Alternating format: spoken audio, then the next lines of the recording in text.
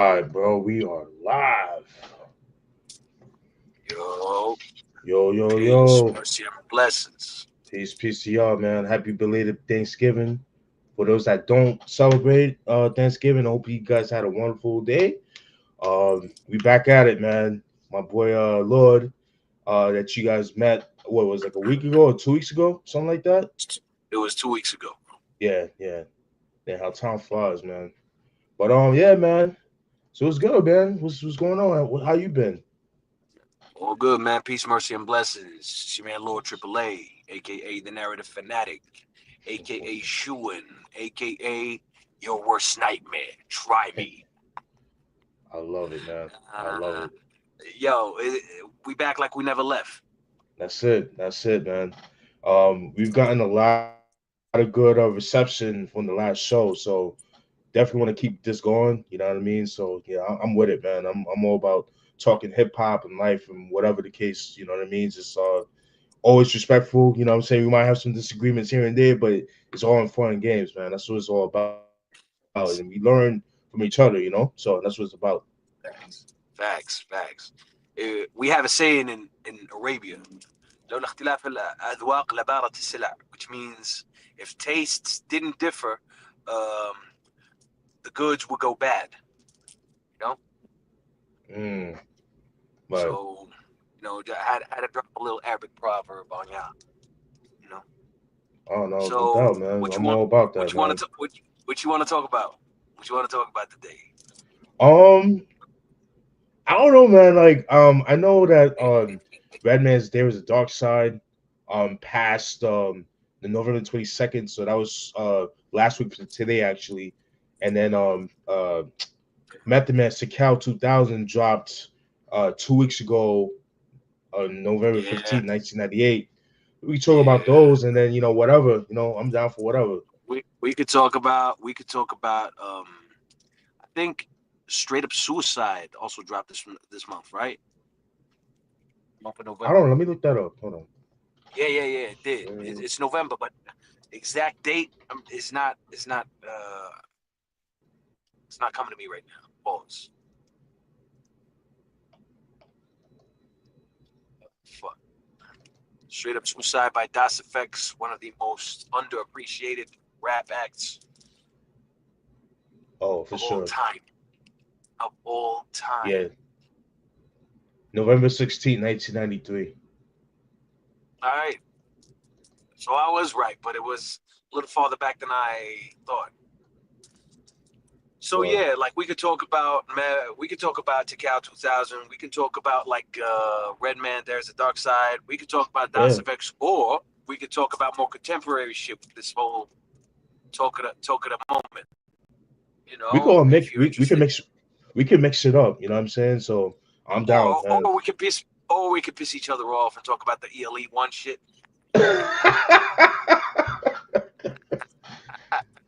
Oh my god! Like I don't know how you not like that. You like ELE too, Nah, but you don't like ELE1. that is a fact. How? I like ELE2. I do not like ELE1. You know how? All right, I'll tell you how. Yeah. Buster was Buster was less trend hoppy on ELE2, in my humble opinion. On ELE1, it's a very few records where Buster is doing his thing. You know, to me, Buster works best when he's doing his thing. But when he's trying to hop on a Diddy track, when he's trying to hop on a Swiss Beats track, when he's trying to hop on a No Limit track, when he's trying to hop on a Janet Jackson track, just do you, bro. Just do you. I promise you good with Knots. I promise you good with DJ Scratch. I promise you. But Just you do do, you. bro. Spin, But you do backspin the realize what? backspin the vibe chemist gave you nothing but bangers. Like that Wild for the Night should have never went to Rampage. I That like should have I like the more I liked it, but I hear what you're saying. But it do feel more on like it could have been more on the coming or when disaster strikes. it would have been the best song on When Disaster Strikes, hands Yeah, down. for sure. Like if it was Busta Body in that shit. Like I don't get me wrong, Rampage. I'm not. I'm not as big a hater of Rampage as some other people, but I do recognize his limits. Like he is certainly in one way or another a limited MC. But when he does his thing, Oh, for when sure. he does his thing, he does his thing. And on Waffle of the Night, that is the best thing Rampage like. That is Rampage's best song, best lyrical performance, best everything, and it's a classic. Like if Yeah. if the best Rampage can give us is a hip hop classic, then I'm good with that. Like, and I don't hate his album Scouts Honor by Way of Blood as much as some people do. I think Scratch gave him a lot of heat and succeeded in bringing the best out of him. Right. Right now, with regards to Bust, to me, he works like I said, he works best with the producers who understand him, like Mm-hmm. who succeed and bring that energy out of him. Q-Tip is one, Dilla is another. Yeah. Rest in peace. Fucking Backspin, the Five Chemist. He's been Yeah. having fire chemistry with Busta ever since Leaders in New School days. Right. So yeah, like, and that's where I'm at with it. Like Scratch, obviously, Scratch is one. Right. Is one of those. Mm-hmm. So yeah, just surround yourself, Knots as well. Just surround yourself with the dudes who know how to make good music for you. That's why I like Yelly too, because he, for the most part, he stuck with the script. You know, I know what I'm about. I know what my energy Mm-hmm. is. I'm not trying to trend Right. hop on no bullshit. Yeah. Let's give him that fucking meal, right? So, which is why his Blockbuster album is a massive flop, because he strayed from that. Like he could have been keeping that ELE2 energy going, Yeah, but you know, but he Buster's but he went now. back into yeah. But Buster's never. He's never made the same album twice. Although, like the first four albums, he had that post-apocalyptic um trend that he had, like that little segue that he had throughout the 4 years from 95 to 2000. So even though he wasn't the first, well, I don't know, bro. Would you call Anarchy a post-apocalyptic album? Would you call ELE1 a post-apocalyptic album? Even yeah, regardless of yeah, regardless of the title, look at the yeah, songs, bro. Look at the songs on that on ELE1. yeah, How many of those songs are really true to that theme of apocalyptic, post-apocalyptic, end of the world, doomsday shit? Like even the fucking outro, that was a fire beat. yeah. He wasted a good He beat. wasted a fucking He perfect wasted beat a good. on some Yeah, he did. eco tripping bullshit. And Yeah, yeah, yo, how you have I'm sorry, but again, how you have the Diamond D in the studio, primed and ready, and you put out What the Fuck You Want? that shit was dope, How? man. That shit was It dope. wasn't. No, the fuck it wasn't. It was That shit was dope, trash. man. That shit was That dope, shit man. was trash, my That G. shit was dope, Respectfully, dope, man. That shit was respectfully, that shit dope, was man. trash. Respectfully, that shit was trash. That was shit was But noodle smoothie. but fam, the thing is, Busta Rhymes, he's always been that dude as far as like the superstar. So he's always gonna be trending into like different styles. He's versatile. You know what I mean? He's not gonna keep doing the same thing over and over. Like you gotta give him that. Even like before he started doing the Okay. solo stuff. Even like when he was on like Boyz II Men vibing, um Flavor in Your Ear, like all these other collabs and Features. stuff, John A's and features, thank you, and things like that you could tell that he vibed well. And of course, like we would want him to stick to that theme, but that's not the type of dude he is. He's gonna throw and he's Jamaican too, so he's gonna have that the dance joints, the club joints, the street shit, the conceptual stuff. He's versatile. You know what I mean? Okay. So Just listen. Put your hands where my eyes can see. That's a perfect I don't club like joint. that song. Me I neither. I agree. I don't care for that song. Yeah, Me neither. Me neither. I don't like that song either. But yeah, ain't no debating that shit is a smash in the club. And he didn't change nothing about who he is or what he's right, doing. Like it's typical Buster. right. Like yo, and I'm not trying to say yo, all of the club anthems should be Put Your Hands Where My Eyes Can See. Some of the shit that he did with Dr. Dre was dope. Fucking Give On Me a Some Big More Bang is a album. club joint. Yeah, yeah, the Big Bang album. Yeah, Yeah, fucking whew, bro. Give me some more. It's a masterpiece, and that shit goes in the club. absolutely. And that shit goes in the Oh, for club. sure, for sure. So so yeah, like there's like I'm all for versatility. I'm all for evolving as an artist, Yeah. but you got to find a way to do it without being desperate, bro. Without sounding desperate. Like yo, you You do not are desperate. How are you desperate? fam. You do not belong on a No Limit track. You do not belong. Don't ever make a song with No Limit again. Don't ever make a no bounce joint. Don't ever make a no But bounce joint. Mystical at that time, but No Limit at that time was the hottest thing out at that time, like in respectfully, that time period. respectfully, I'm gonna piss a lot of people off. All right, That's fine. all right, respectfully, but I'm not a Nola bounce dude. I'm just not a Nola bounce dude. I just don't A like. lot of people aren't, and that's okay. That's okay. Yeah, yeah. That's So, fine. but at the end of the day, the Nola bounce sound has its people. Like, yo, Juvenile, fucking Mystical. Even though he's a weirdo, he turned out to be a weirdo. Uh, fucking Master P. He's a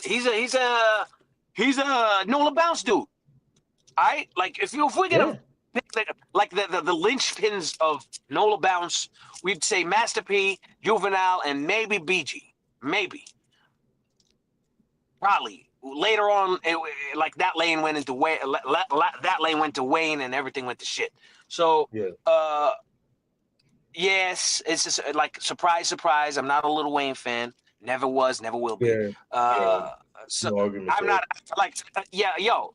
It's just it has its people. Like yo, you are so above that fucking. You could collaborated with Organized Noise, my G. You could have made a fire album with Goody. You could have made a fire music musical composition with Goody Mob. They were right there. You had Right. you gave them beware the pale horse or whatever the fuck that's just called. Yeah. So he's like it's all about diversifying your sound with the right people. You don't belong in a Nola Bounce sound joint, my. You don't belong in a Swiss Beats joint. Swiss Nah, Beats. Go ahead. Swiss Beats. Come on, man. Like yo, Swiss Beats is ass. He's not ass, man. He's not ass. So I'm you like sorry, so you didn't like the DMX albums. You didn't like Flesh My Flesh, Blood of My Blood, because that was all Swiss So Beats. I didn't like the Swiss Beats joints. No. So you didn't like Flesh My Flesh, Blood of My Blood. No, if I liked a song off that album, Wow. it's because of the bars. It's because of the bars. The bars made it work. Wow. Like Jada Kiss and X Wow. on Blackout and fucking Jay, they made that shit work. But the beat was ass. The beat was fucking trash. The beat, no, get the fuck out of here, man. No, it was not sorry, ass. bro. Yo, wow. I'm sorry, bro. It's no, not to be sorry about, but nah, that shit was not ass. Nah, you gotta listen to the album again, man. You want to know what my favorite Swiss Beats beat is? Yeah, go ahead. Can I Live off of the We Are the Streets album. That's my favorite Swiss Beats beat. Okay. Yeah, that's a dope song. Because he turned down the fucking Casio shit. Like he turned down that fucking noise. Like, yo, just stop making fucking noise. I never like, yo, just don't make music. Don't make noise, right? So you didn't like Rough Riders Anthem? Who didn't like Rough Riders? No, Anthem? but that's Swiss Beats though. Yeah, I know it's Swiss Beats, but that's one song. That's one fucking song. And you didn't like Party Up? No, I do not like the beat to party up. Man. I don't like the beat to party up, bro. Come on, man. I don't like the beat to party up. So, all right, you're gonna tell me that the party up song is what it is because of the beat, or is it because of X? It was both. It was both. He made it was the marriage between them. And if you know that DMX didn't even want to do that song, but that's what that was the magic. Yo, are you gonna tell me that DMX made better music with Swiss Beats than he did with Dame Grease and PK? That's that what you're telling me? Yeah, but that was the marriage. That's because without DMX, they wouldn't have careers. Respectfully. Respectfully, bro, but who made better music with X? Was it Swiss Beats or was it Dame Grease and PK? Because I know what my fucking answer is. I mean, obviously, I'm gonna go with Dame Grease and PK, but they don't put themselves out there. Thank you. Thank you, but they bro. don't put Thank themselves you. out there. Swiss Beats do. They just stay in I the agree. underground and they I fucking agree. bitter. But if you go back, But you gotta but be if you go back consistent. to You gotta be consistent. bro, They're not if you go back, consistent. my brother, if you go back to the Rough Riders chronology that they Yeah, put out on BET, they go into why they're not out there as they should have been. It's because of the I fact that understand Swiss that. Beats. It's because of the fact that Swiss Beats is DNY's nephew. Like, I understand that, but and understandably, you got placements. You got like, okay, and immediately, if what you do makes your uncles money, then they're gonna go to you by default. And I ain't faulting DNY for that. And I'm not faulting Swiss like from a business standpoint. Of course, go with Swiss Beats, but musically, Dame Grease and PK deserved better. Deserved better than what they got. In any case, yes, yes, in and any case, yeah. like the best DMX song of all time is "Slippin'," and I ain't I talking to love that nobody song. else, and I ain't talking to nobody who says otherwise. Like, I'm sorry, Yeah, if no, we're this, talking a solo performance, yeah, it's slipping, and it ain't close. And that was neither Dame Grease, PK, or Swiss Beats. That was DJ Shock. yeah. DJ Shock is underrated. He's another dope producer Facts. too. You That know who people else don't talk made about. one you know who else made masterful music with DMX? Rest in peace, Little Rob. Little Rob made beautiful music with Yeah. DMX. So I never saw a picture of him or what he looks like, anything like that. Yeah, because Irv Gotti was hogging up all the spotlight with his bitch ass. Right, that's true. But he died though. Little Rob died. No, I'm not sure. No, I'm saying DMX, Oh, rest in peace. oh, okay, my bad. I thought you said Little Rob. I'm like, oh shit, he died. No, no, Little Rob. Listen, Little Rob and Self produced. What's my name? Yeah, he also did Shut Him Down too by Onyx. Yeah, yo, yo. Yeah, Now we talking. Now we yeah. talking. No, Now for that's my sure. shit. Yo, Yeah. so is Shut 'Em Down your favorite Onyx album? So All We Got Is Us is my favorite Onyx album, but I think lyrically, um, probably I would say Shut 'Em Down is the best album lyrically, personally. Wow. Okay. Yeah, So you think yeah. lyrically, Shut 'Em Down is a better album than All We Got Is Us? How you I, figure that? I feel like listen to the song Raise It Up, the way Okay. Fredro sets it off, like he was just angry on that song. And Okay. like I said, I feel like Sticky Fingers, he robbed that whole album. Like he was the shining star of that album. I feel like with All We Got Is I Us, mean, yeah. it was between Fredro and Sonny. Cause Sonny, people sleep on Sonny. Sonny be having some shit, but his Not catalog could me. be a little bit Not better. me. But yeah, go ahead. Not me. I fucking love Sunseas, bro. Suave is my dude. Yeah, And he's underrated. and listen, I do agree with you. Like, listen, the first three Yeah, Onyx album, the first three Onyx albums contain various examples of Fredro and Suave catching up to Sticky Fingers lyrically. I mean, yeah, the vast majority of the Onyx catalog is Sticky Fingers sweeping the rug from under Fredro and Suave, right? right. But but there are numerous examples on all three albums in front that Onyx Hmm. dropped in the '90s where Fredro or Sun C got the best verse, and I feel like the most of those examples are on All We Got Is Us, which is why I love that fucking album. Like Yeah, lyrically and musically, I feel All We Got Is Us is their masterpiece. for And sure, for sure. to be honest, like I know Dro and Aguilar fell out after All We Got Is Us, Yeah. but there was a replacement that could have fit their sound like a glove, which was Latif. Latif, the producer for the worst. He's the dude who produced the worst for Yeah. Onyx and Wu Tang. He also Hmm. produced some flames for fucking All City. Like the best songs that All City ever made were produced by Latif. Okay. And yo, I feel like it's a wasted opportunity Like it was a waste that Onyx and All City and all of them didn't collaborate with Latif more. Like if Latif produced the entirety of Shut 'Em Down, I believe Shut 'Em Down would have been like even better received than it is right now. Even though it's a fucking nasty album Yeah, right now, like it's a fucking dope album. I will not begrudge anybody who says otherwise. right. Uh, but it could have been so much better because I know what they're capable of. The beats aren't like some of the beats I didn't like off of Shut 'Em Down. If I'm being honest, like as a beat, I don't like Face Down. Yeah, Lyrically, it's a masterpiece. Lyrically, it's a fucking masterpiece. Face Down is a lyrical yeah. masterpiece, but the beat is just underwhelming to me. I feel you. I feel you. Yeah, Yeah, I didn't. like imagine what the result would have been had the lyrics to Face Down been over the beat to Black Dust. That shit Yeah, would have been an outer space somewhere, you know.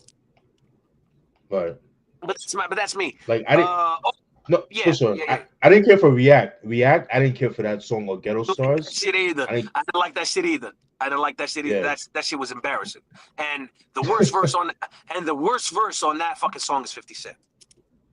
it wasn't that bad. I mean, he was 50. He wasn't the 50 that we knew early on, but he was just He was so. he wasn't pounding His a dollar 50 yet. He wasn't right, pounding a right, dollar right. 50 yet. Exactly. He was so on Do the you train believe? on the. Do you believe? But, Do you believe he wrote his own lyrics on Power to Dollar? If we if we um, if we keep if we keeping it a bean, do you believe he wrote his own lyrics on Power to Dollar? Because there ain't nothing stopping him from rhyming that way on like after he got shot. Ain't nothing stopping him. so you think he had ghostwriters around that time? I don't know. I don't know, but I don't put anybody like I don't put anything past these people who get to that level. Like when it comes to like there's a clear switch up in lyricism. The reason why I I don't feel Jay has any ghostwriters is because his lyrical quality is consistent. Even on fucking embarrassments like Blueprint 3 and Magna Carta Holy Grail, right? Those albums were fucking irredeemable. But you can clearly feel that the lyrical quality is still there, you know? And you Right. feel that Jay like hasn't lost it lyrically. And proof of that was the fucking album that he dropped with Jay Elect, I didn't like Written that album. Testimony. Okay, like we can agree to disagree on the fucking Yeah, production. Like it's very divisive, but lyrically, Jay showed up on that fucking album. Jay-Z or Jay Electronica. Both I see. lyrically. I'm not a Jay Electronica fan. I mean, I understand it. I understand it. Yeah, Like he to me he's a some of knockoff. it, He's a knockoff Killer Priest to me personally. I understand that full or like fully because I Yeah, agree with you yeah, because I feel like he's talking about some shit that he doesn't know like it's and that's the whole religious like the people who wanna like maybe it's because I'm Muslim, right? Because I know what Islam's right, about right, right, and right, what they're right. talking about rubs me the wrong way. So, Okay, but as far as like lyricism and putting words to paper, I believe Killer Priest and Jay Elect are very capable MCs, very capable. But yeah, Jay washed him on that fucking album lyrically. Jay Z. yeah, I could imagine. So Yeah, um, I fell asleep listening to that album. I'm not gonna be gonna lie. yo, That shit was straight boring as shot, fuck, dude. yo, immobilarity with some straight shots, bro. Speaking of which, speaking of which, who do you feel was the best producer to work with Raekwon the Chef besides the RZA? Hmm.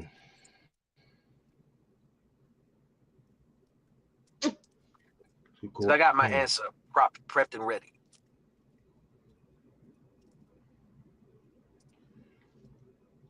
Trying to see, man. I really like what he did with Pete Rock, but he didn't really do much. I think, like I said, the whole Pete X. Rock album would have been great. Um, I Like you go from Sonny's Missing, you go to Sneakers, like you yeah, go to like I don't like Kids This Rich, to be I honest. liked it, but I get The it though. beat, I mean, the beat, the but beat, the beat is the beat wasn't it. The lyrically, Ray is gonna show up if yeah, it's 1999. yeah, He's not gonna sound like he's uh like prepped up to the gills with some fucking chloroform. right. Yeah, but as far as what like who has been able to really produce him, I feel it's the Infinite Architects, hands down. Like the Infinite Architects made beautiful music with Ray, and I believe that he was going Immobility. for like yeah, like on a mobility. I believe he was going for a more regal sound of like a continuation and evolution of All the Beautiful Cuban Links Yeah, uh, with Ghost. But first off, Ghost wasn't there, and second, he wasn't working with the right producers. Like Triflin produced the vast majority of that album, and Vo and Pop. Are you fucking kidding me, Ray? Like what? Like yeah. that? There was some songs.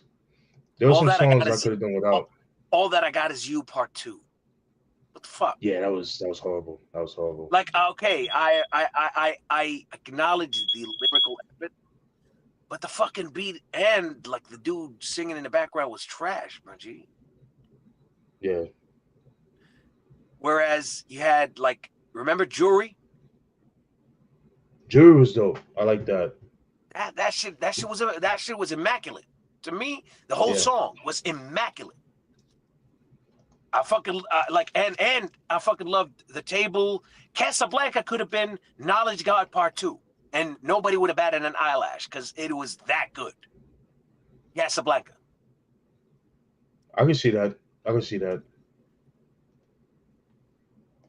Yeah, Chocolate has some decent stuff, but it wasn't like I agree. Like Infinite Architect and like I liked what was that song? I like Friday. Friday was dope.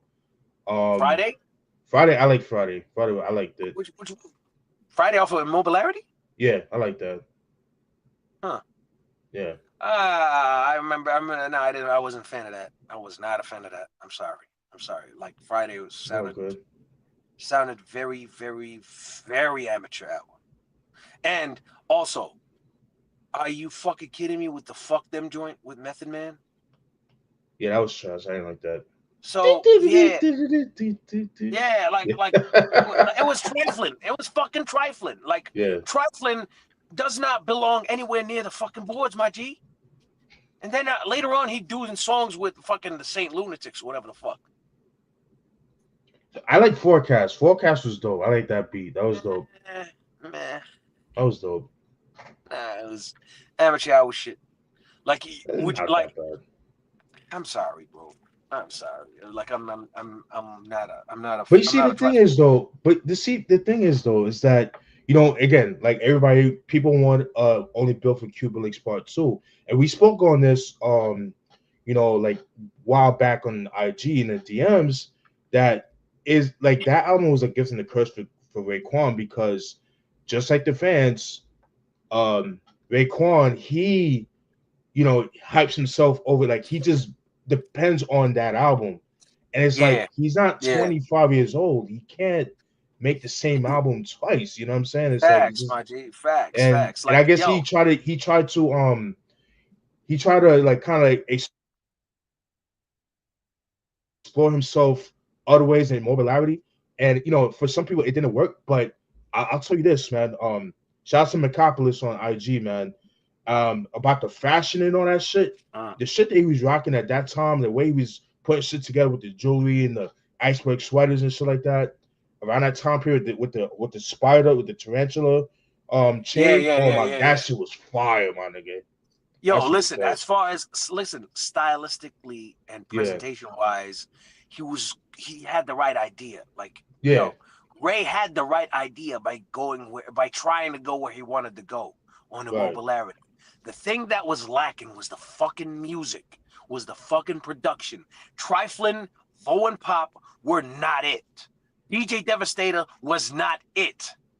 That album should have been fully fully front to back, produced by the Infinite Architects, with the exception of Sneakers. Like Sneakers belonged on that fucking album because I could see where like a fucking business mogul who's trying to like enter into a business partnership with like the mafia and Yeah. like the Catholic Church and shit, like the whole Godfather 3 shit, um, would have a sneaker collection.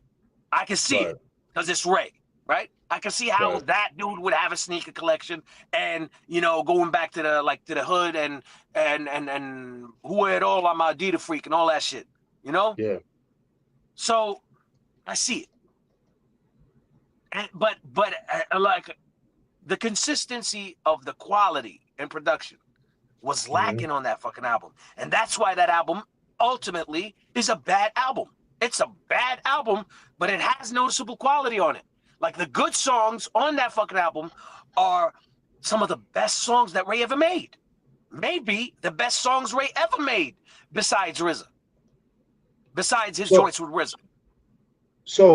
DJ Devastator, for those that don't know, he was the in-house producer for Wu Syndicate. He did the Yep. What Was Heaven, which was dope. But the beat that he supplied Ray was kind of disappointing for that because he could have given some fire. And which, by the Yeah. way, that Wu Syndicate album is fire.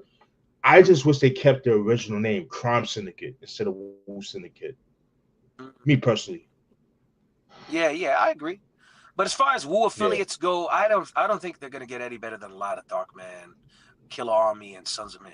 Like those No, for three, sure, for sure, like for those sure. three acts to me are the Yeah, pinnacle of what Wu affiliates could do. Shaheem, like enough respect to Shaheem. yeah. Who He only else? had like good three good albums. Who else would you think is a good like fucking Street Life on Meph's album? You know what?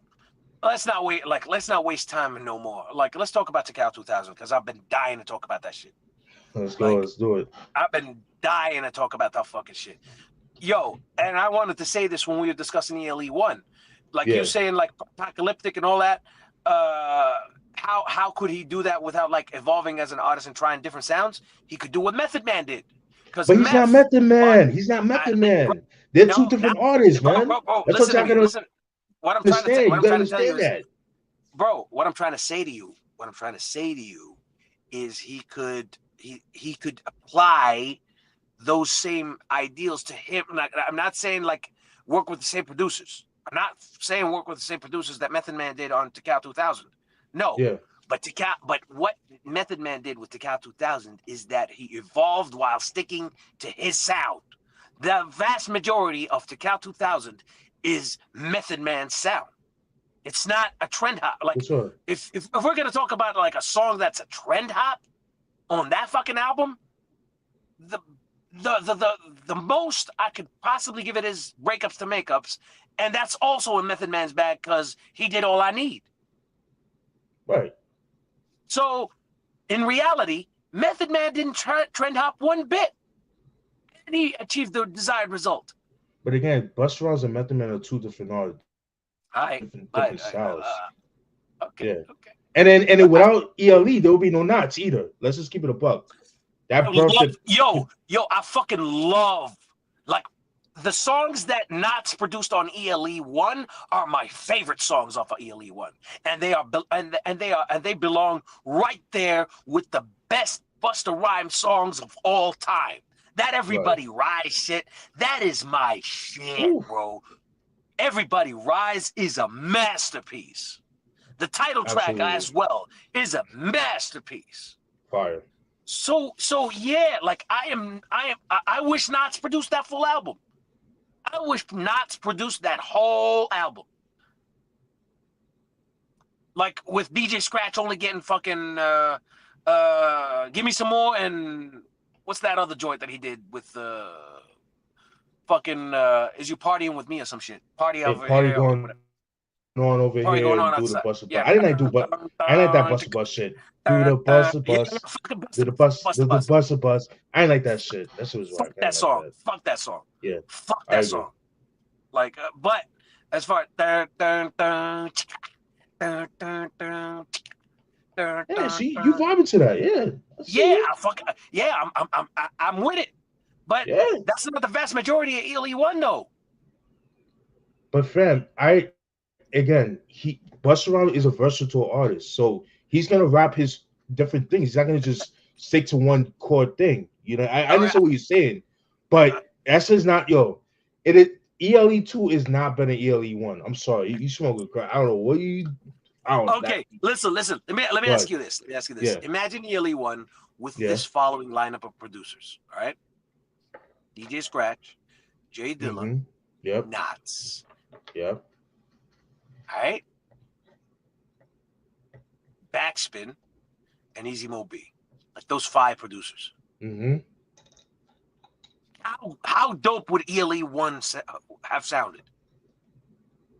Like would With those, he with those five producers? This is five producers, right? Would he like and each one like every one of those five is mm-hmm, capable of making a fucking smash. Whether it is on the radio, whether it is in the club, mm-hmm. whether it is for the streets, whether it is for anybody, like yo, Busta got some like yo, Busta himself can make a dope song, a dope album cut. Some of the dopest album cuts from the LONS days were Busta Rhymes joints, were Busta Rhymes productions. And I believe fucking Abandoned Ship is a Busta Rhymes production, right? Yeah, yep, The Coming from the yes, Coming. sir. So he's Yep. got Mm-hmm. so he could do it. So he could do it himself. He could do it himself. Why go to Swiss Beats? Yeah, Why but go to fucking yeah, why go to fucking but Beats by the because Pound? fam, because you got to remember at that time he's making a lot of money, so he's not gonna have time to be making beats and all that. He's out there traveling, doing Agreed. international tours and all that shit. He's not gonna have time to Agreed, do bro. that. He's gonna go to Agreed, the bro. next the newest thing. He's always been about Why go to innovating new sounds. okay, but That's what why can't you set the trend instead of following the trend? He's capable. he's always He is been that fully, way though. He's always but been he's that way. He's yo, always been that way. He's always my been that brother, way. my He's been brother. that My, way. okay, He's my always brother. been that way. So I Okay. don't understand. All right. This is fun. This is fun, bro.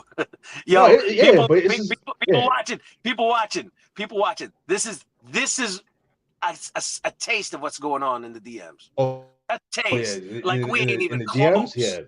We ain't even close. We be cussing each other yeah, out, bro. yeah.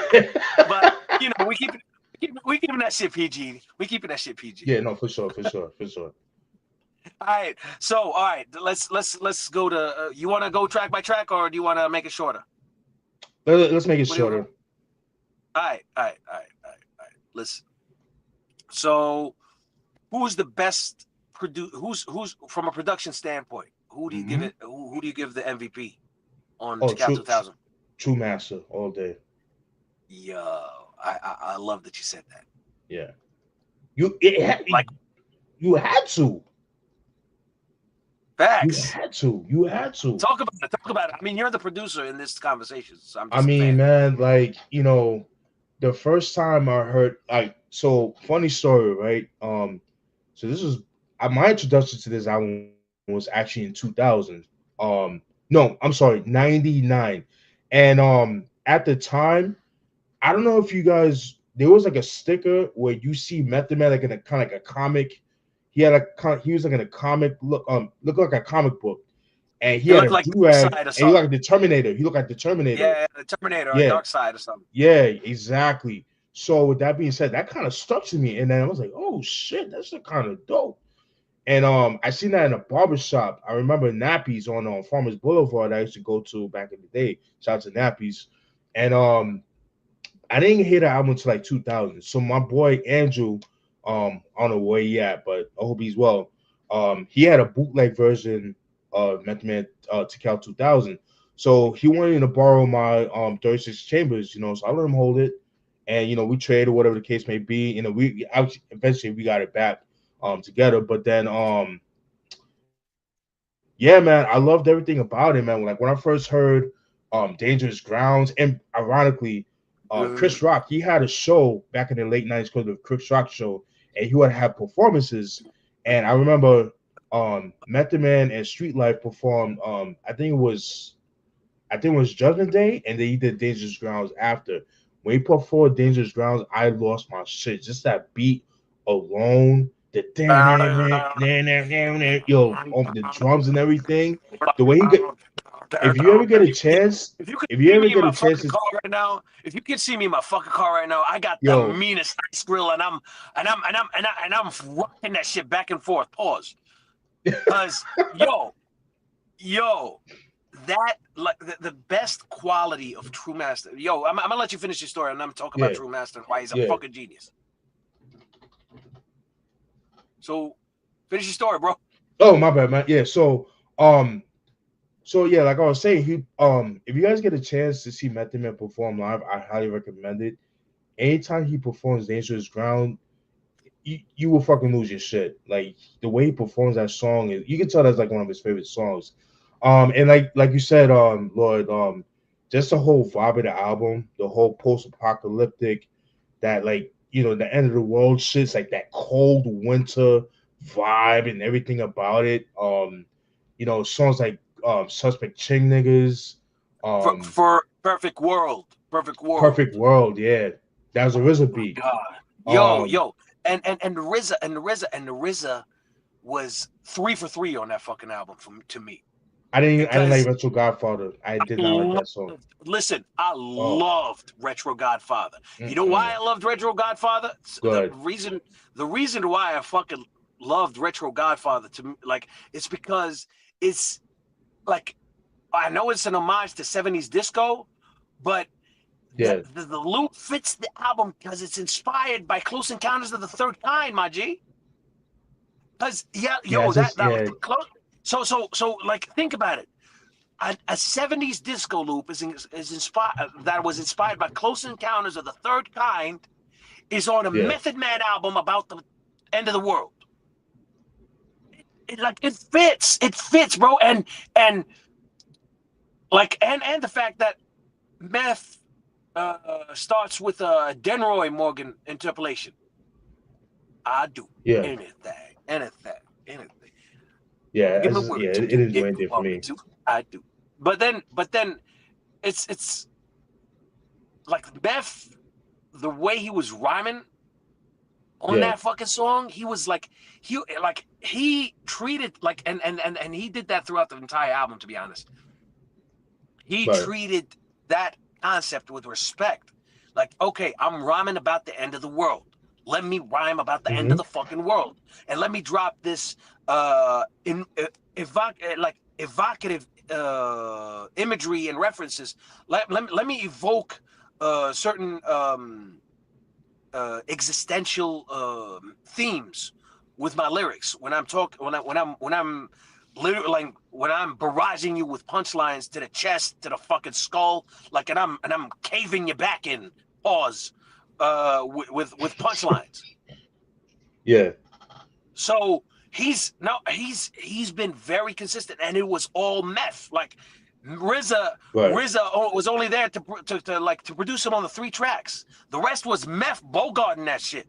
Like, when it comes to, like, Right. okay, Right. now I'm gonna work with RZA. Now I'm gonna work with True Master. Now I'm gonna work with Havoc from Mobb Deep. Now I'm gonna work with Inspector Yep. Deck. Now I'm gonna work with Yep. Trackmasters and Cue Ball from the Youngsters. So Yeah. now I'm gonna work with Fourth Disciple. Speaking of Fourth Disciple, Shaolin what? Fire. Fucking Fire. love that song. And I know Fire. it's one verse. The way he, like, in my humble opinion, Shaolin what should have been the intro to the album. Oh, for Like, sure. For sure. imagine if you put, like, and another thing, I understand why people from the generation before us are pissed with this Yeah. album. It's because they bought it either on vinyl or on cassette.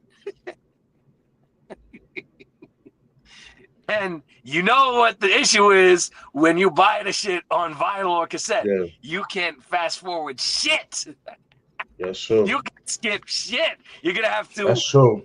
You're gonna have to eat up your fucking tape deck, Yeah. Yeah.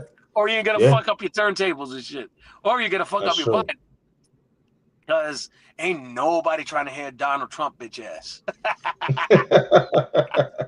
Ain't nobody trying to hear Leo Cohen weirdo ass. Even like, But yo, some, Ed Lover, I fucking love Ed Lover, yeah, but come on, man, like, yo, you had like it had like them skits had no business being on the album, and it was Method Man trying to be Redman, but that's exactly the problem. Method Man ain't Redman. He ain't that funny. Like he ain't like, that funny when it comes to like making we skits. said we said no, you cut off a little bit. We said after Ed Lover. I mean, I love Ed Lover, but he didn't belong Yeah, on a skit demanding Method Man for the release of the album.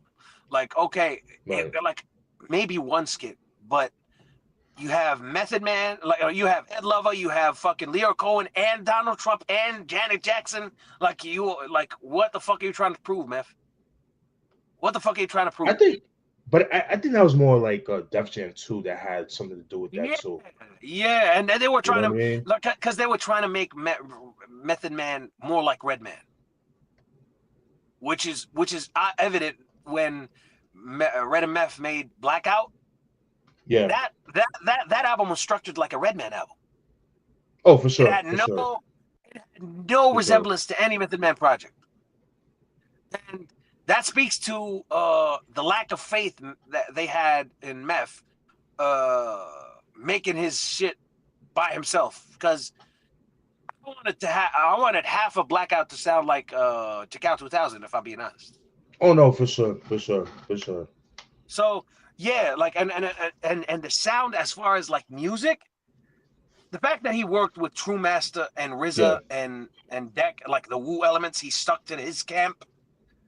Yo, salute, Meth, for real, yeah. salute, because True Master I agree. is one I of the agree. most unsung just for the mere fact that he's a Wu element.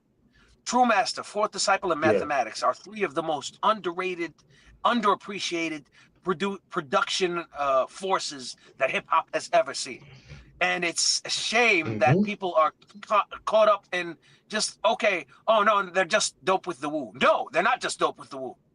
They're dope, period. Right. So, and the fact that they made, yo, when you hear gridiron rap, that shit I turns the love fucking that crowd song. riotous. That shit turns the fucking crowd riotous. And they always played it before they played Bring the Pain live. When the Wu were touring in the early 2010s and late 2000s, they kept playing Yeah. as an intro to Bring the Pain. They played Gridiron Rap, and Street Life Yeah. would fucking hype them dudes up in a frenzy with this verse. And then Method Man Oh, would for sure. come with Method Man would follow him up with that monster of a verse as well, and then they get into Bring the Pain. That was immaculate, and the Yeah. fact that Gridiron Rap is an immaculate front to back tag team masterpiece is not lost on me, Yeah. my dear listeners. Hmm. So yeah, like And shout outs to True Master, shout outs to True Master. not not to cut your wisdom, but Big Dogs that song, the sound was actually on the Blackout as well. Just had to throw it out there. Yup, And I did yup. not like that song. Big Dogs was I ain't like that. That did not I fit don't the mind. album. I don't That mind. did not Yo, fit. so listen, I don't mind Eric Sermon's presence Yeah. on Tikal 2000. Yeah. Uh, Step by Step is fire. That shit step by is step woo. is awesome. But Yeah. yeah, like Big Dogs belonged on Blackout. It didn't belong on Oh, Tikal I 2000. agree. Or it could have Also, even been on. It could have been on well, Doc's Name well, too. I'll write ya. Well, I'll write ya. Cha, Oh God. cha, cha. I'm a fan of that song. I'm a fan of that song. Oh God. I'm a fan of that song because I'm not. So listen, I don't have as much of a problem with late 90, like 98, 99 Eric Sermon as other people. Yeah. I don't. But I can see where it's a regression. It could be viewed as a regression. Same with like Eric Onassis. Eric Onassis is a dope album, but Oh, that shit is super underrated. so I understand how it's a dope album, but it's not Double or Nothing Eric Sermon. Double or Nothing Eric Sermon is prime Eric Sermon to me when it Oh, for comes to sure. For beats. sure. Like the beats that Eric Sermon did, and the beats that Eric Sermon did between 1995, like right after he finished with the Keith Murray joint.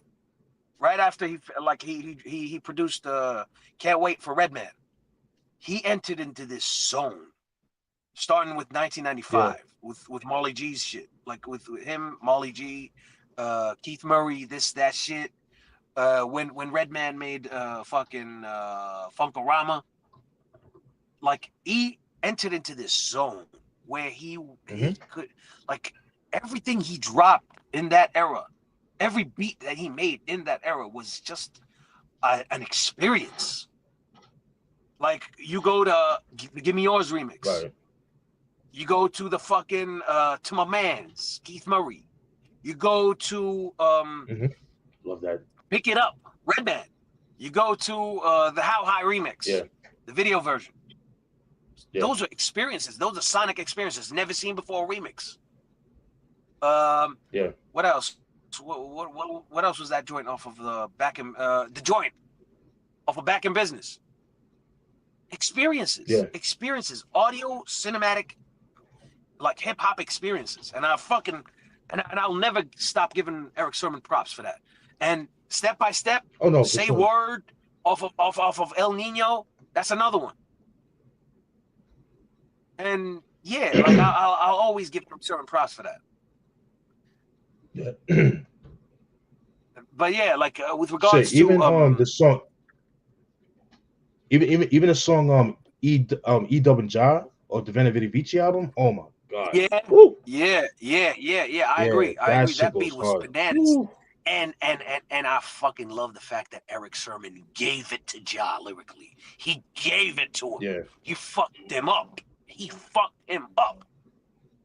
And Ja be on these interviews talking slick about like, oh, I pulled it out of Redman when I battled him. He pulled lyrics from the Blackout album. Shut the fuck up. Shut the fuck up. Ain't nobody on this planet that believes Ja fucking Rule can ever like touch Redman lyrically. Even now.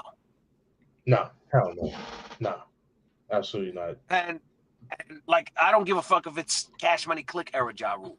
He's not touching Redman. He's not touching him. No, of course not. Who told you that? Who said that? People say Yeah, that? Ja be implying that shit. Like he be implying that shit and he's Wow. bugging. Because I remember that shit that he said on that bitch ass motherfucker's platform. I'm not even gonna entertain saying his name.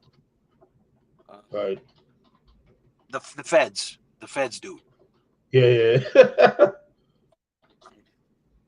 Speaking of the feds, fuck Drake. Drake is a fucking Karen. Oh God. We already know. Yeah, so yeah, Yeah, like I'm not even a Kendrick Lamar. I'm not people. even a Kendrick. I'm not even a Kendrick Lamar fan, but that's some bitch ass shit, man. You mad So because his so here's the song? thing. But Here's the thing. I heard the GNX joint. I heard the project, yeah, and the thing that I'll give Kendrick is that he is uniting the conversation. Like when it comes to like everybody knows that there's a disconnect between uh people who like the true school shit, the shit that we yeah. love, and these new kids, right? Mm-hmm. And they're set in their ways, and because they're mutants, like musically, they're mutants off of whatever the radio popularized, the But Waynes and the Drakes and the fucking Kanyes and the fucking Pharrells and those like and the Timbalands, bitch ass motherfuckers using like Biggie's AI voice. Fuck out of here. But uh, Kendrick is doing something with this new direction he's having, especially it's an independent project. It's not off a label, like he's just using Interscope as a distribution front. So it's mm-hmm. actually an independent album. He's using that project sonically to create a bridge. He's building a bridge between the young and the old. And I'm seeing it in real time. Right, Because young right. dudes love that fucking project, and I've seen plenty of old dudes who love that project, or like who treat that project like it's a breath of fresh air. And I see it. I see why. Now, are there like, am I crazy about that fucking album? No. Do I feel like it's a good album? Yeah, it can be. To me, it's his best album since Section 80. So Yeah, I'm not opposed to Kendrick United. I'm not opposed to that. Right. But as Yeah, far he doesn't as do any.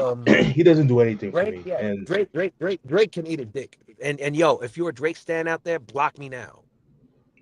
Anybody who's standing that pedophile, fuck out of here. yeah, We don't do pedo shit.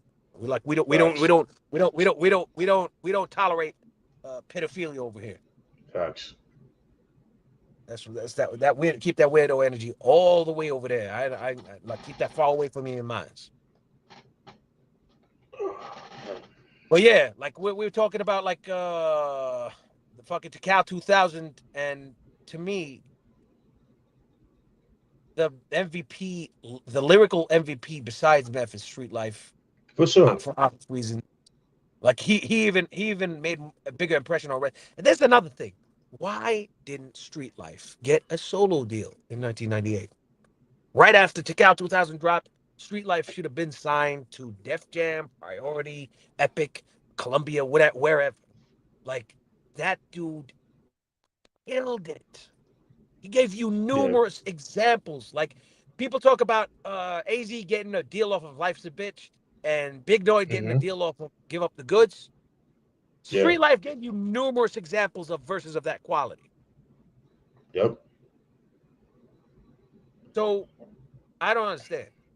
I don't understand. He actually has an album called Street Education that Yeah, it I heard. was supposed to drop around that time, around like 98, 99, but actually came out in '05. I liked it. You know, it's not like, oh my god, but it's dope. I like it. I heard it. Like, listen, the thing about Street Life, he's gonna give you bars. Like, he's Yeah. gonna give you a great performance. Yeah. Because like, but due to the fact that he's like low key and he's not like that,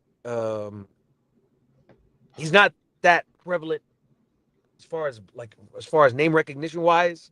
Yeah. For the longest, he wasn't that prevalent. Uh, the producers who worked with him, like who he attracted for the longest, weren't up to par. Right. So some of those beats weren't really up to his standard. But once he works with a true, real deal producer like a Hmm. RZA or a True Master or a Havoc, oh, he does a lot of like he performs magic, bro. Right. I'll But never forget the verse that he dropped off of Straight Gutter. Remember Straight Gutter? yeah. Hmm. That beat is grimy. That beat sounded like it came straight off of Tikal. It was grimy, bro. It was fucking grimy. It was the 2015 version of Bring the Pain, musically. And I gotta revisit that. yo, and Street Life like slaughters that shit. Now, hands on, respect to you, like enough props to you, hands on for smacking Joe Budden in the face. I'll always like one love, bro. Peace. Like more of you should exist out there. But lyrically, hang it up, bro. You're not you're not nice. I'm Yeah, sorry. he was all over that Meth Lab album. And it's like, oh my Yeah, god, yeah, he was yeah. all over that Okay. shit. We got it. We got it. You know Meth. You got Meth's Yeah. back. We got it. Yeah. Meth putting you on. He doing you a favor. We got it. Right. We understand. But the Meth Lab 3, now that is a very special Meth project. It's his best album since 421 the day after to me. I actually like Meth the Lab. 421 album. I actually like that. I Yeah, I'm gonna love have it. to I touch it. love it. I Yeah. fucking love it. It's his best Yeah. album since like okay, if we're gonna rank Meth's discography, Hmm. I'm gonna go to Cal, obviously, because Right. there's zero skips on that fucking masterpiece. And Right. We then spoke to about Cal that. 2000, if it weren't for the fucking skits, that album would be right up there with Tikal or even better. And then I'd go 421 the day after. Yeah. And right after 421 the day after, I'd go with the Meth Lab 3. Yeah. I gotta check those band files because I heard a little bit of the first one, and I wasn't crazy about it, so I have to revisit and check the other ones. But Yeah, I'm Uh, stuck on those albums that you mentioned, like there's a the few first two tracks Kid that I Cap. like off of like. Listen, they're not bad albums. Like the first two Yeah, Method Man albums, they're not bad albums, but yeah, they don't like they're a bit inconsistent. Like right. and but when it comes to the third one is actually dope. So maybe start with the I gotta third one. check that out. I gotta check that Start with out. the third one because Meth is like he's in prime lyrical form, Right. and he's succeeding in choosing the right production for himself. Okay. Okay. And yeah, like hearing that has made me excited for Dirty P because Yeah. Havoc is on one too when it comes to the production. Like I believe even Havoc is the best he's ever been lyrically. Like ever since P passed, I feel like Yeah. Havoc has like stepped it up lyrically. He wanted like to compensate, like and honor his Right. fallen friend. You know, Right. rest in peace to Prodigy. Which by the way, Method Man, we need that Crystal Method album. You've been talking about that shit for years. I don't know if you heard about that. I don't know if he's still talking about it though, bro. I don't know if he's still talking about it. Because I well, he it's been talked about it before. It's been a hot minute. We need that. it's been a minute since he brought it up, We bro. need that. We need that, Yo, man. Like, if I'm gonna be honest, I'm good on him not releasing that and releasing Dirty P instead. Like I I want mean, Dirty Dirty P. P's, yeah, no, for sure. But but when he said that it was a mixture of the first two albums, I want to hear that. I would like to hear that. All right, all right. Yeah, I ain't mad at that. I ain't mad at that. yeah, To be honest, I ain't mad at that. If it's gonna be, if it's gonna lead to more fucking grimy RZA, then I'm all for yeah. that. Which we're never gonna get. I mean, let's be real. Like I mean, RZA, he's just so he's out of tune. He's like more into to the film, and irrespectfully, I mean, that's what's up. But I don't think we're ever gonna get. I mean, I know he can, but I don't see RZA getting back into you that know what I chamber. want. You know what I want RZA to do because he tried Mm, his hand on like coming back returning on the mic for a full album. He did that album he did with DJ Scratch, which was eh, oh enough respect to DJ Scratch, but I don't think he knows how to produce the RZA. Like the fact, like if you want bars from the RZA, like yeah, a fantastic lyrical performance, you got to be in there in the studio with him and coaching him the way right. Prince Paul coached him. Prince Hmm. Paul on the first Gravediggers album, 6 Feet Deep, was instrumental in getting like that fucking quality out of RZA. And by the second album, the Pick the Sickle and the Shovel, Rizzo Yeah, was already off a lyrical high with Wu Tang Forever because on Wu Tang Forever, Rizzo was blacking out on the regular. absolutely, And yeah, like absolutely. fucking Dangerous Minds. Yeah, I've always lyrically, maintained that. I would You say feel? lyrically that's the best album lyrically, but production wise, Six Feet Deep for me. Yeah. I can see that. I can definitely Yeah. see that. I've always like, I'm known on Twitter for posting a clip from that from Dangerous Minds. And I'm telling them, and I'd Okay. say that there is nobody in hip hop, independent or other or mainstream, that can drop a verse that is doper than this. And I drop Prince Yeah. fucking the Grim Reaper's verse or the RZA's verse, and it's Rest in peace to Grim Reaper, man. rest in peace to Grim Reaper, bro. He kind of felt like a focused ODB, bro. Yeah, yeah, yeah. And he was the best one lyrically on that album, on those album Gravediggers. Personally, he's my favorite. Like all three of them, like displayed moments where they shine when it comes to For bars. sure, All three of them, like, for sure. and RZA was the workhorse. RZA was the workhorse Yeah, on 6 Feet Deep because he was on every song, and he right. carried it. He was the youngest dude in the camp. And imagine that. RZA, the Yeah, that's OG crazy. who founded the Wu, was the youngest Yeah, dude in the Gravediggers camp, which is a trip to be honest. Which is a trip to be honest. But right, right. like Fruquan, what Fruquan was doing on both albums was also nothing to be sniffed at. Oh, for sure, for sure, The for gatekeeper. sure. But Yeah. if we're gonna talk about like favorite albums that talk about this kind like dark conscious albums, I gotta throw in fucking Cypress Hill in there. Because Cypress Hill can get Okay. conscious, but they do it in a very dark, confrontational way. Right, right, right, right, right, right. Because if you listen to fucking Tequila Sunrise, Yeah, listen to how Be Real was rapping on that shit. that's a great song. That I whole love four album is dope. That whole four album from '98. that's the best Cypress Hill album to me. That's the best one. I'm not mad at that.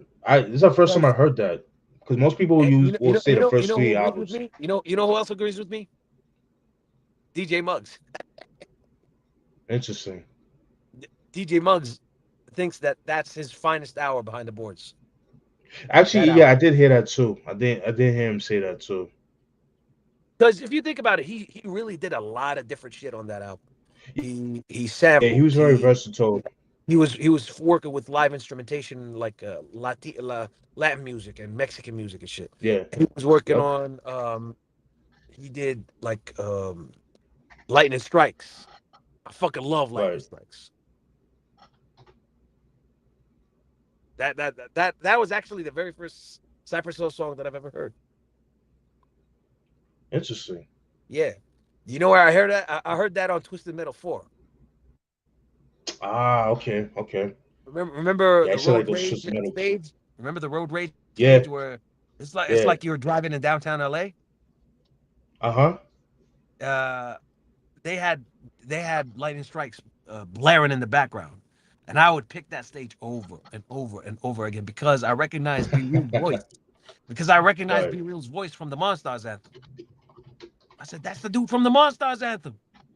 That's dope. Yo! And I would That's bump dope. that shit until I damn near broke the CD. Yeah.